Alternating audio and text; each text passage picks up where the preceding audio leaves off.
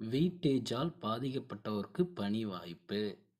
அதாவது பள்ளிக்கல்வித்துறை அமைச்சர் என்ன சொல்லியிருக்காரு அப்படின்னு தாங்க இந்த வீடியோவில் டீட்டெயிலாக பார்க்க போகிறோம். திருவாரூர் மாவட்டம் ஆசிரியர் அமைப்பின் சார்பில் திருவாரூரில் நடந்த விழாவில் கலந்து கொண்ட பின்பு அமைச்சர் மகேஷ் பொய்யாமொழி நிருபர்களிடம் கூறியதுங்க. இதை தமிழ்நாடு தொடக்கப்பள்ளி ஆசிரியர் மன்றம் ஜாக்டோ ஜியோ அமைப்பின் கோரிக்கைகளை முதல்வரின் கவனத்துக்கு கொண்டு செல்லப்படும்.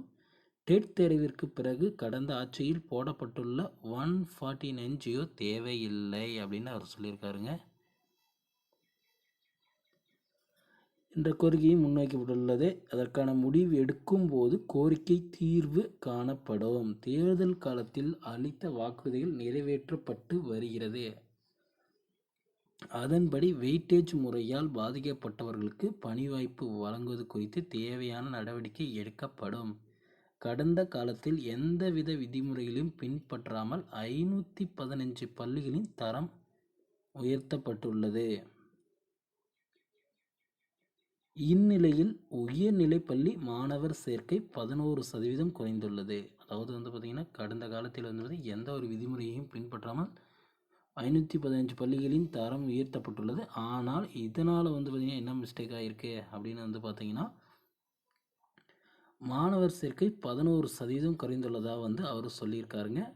அதே மாதிரி பார்த்திங்கன்னா மேல்நிலை பள்ளிகளில் பார்த்திங்கன்னா 14% குறைந்திருக்கிறது. தனியார் பள்ளிகளில் பார்த்திங்கன்னா இந்த டைமில் 3.8% மாணவர் சேர்க்கை அதிகரித்துள்ளதாகவும் சொல்லியிருக்காரு.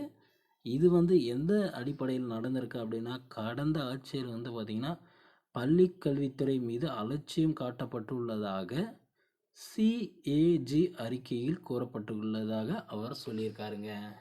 அதாவது பார்த்திங்கன்னா தொடக்கப்பள்ளி ஆசிரியர் மற்றும் மன்றம் ஜாக்டோ ஜியோ அமைப்பின் கோரிக்கைகளை முதல்வரின் கவனத்துக்கு கொண்டு செல்லப்படும் அப்படின்ற மாதிரி சொல்லியிருக்காருங்க. டெட் தேர்விற்கு பிறகு கடந்த ஆட்சியில் போட்டப்பட்டுள்ள 149 ஜியோ தேவையில்லை என்ற கோரிக்கை முன்வைக்கப்பட்டுள்ளதாம்.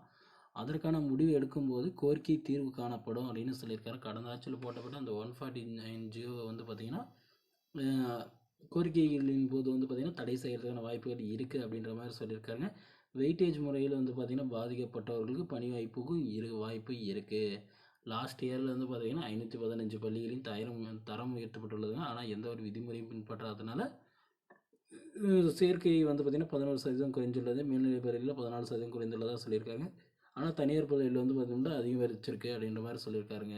ஓகே ஃப்ரெண்ட்ஸ், இந்த மாதிரியான யூஸ்ஃபுல்லான வீடியோஸ் வேணுன்னா நம்ம சேனலை சப்ஸ்கிரைப் பண்ணி வச்சுக்கோங்க. அப்போ தான் நான் போடக்கூடிய ஒவ்வொரு வீடியோ உங்கள் மொபைலுக்கு நோட்டிஃபிகேஷனாக வரும் ஃப்ரெண்ட்ஸ். தேங்க்யூ.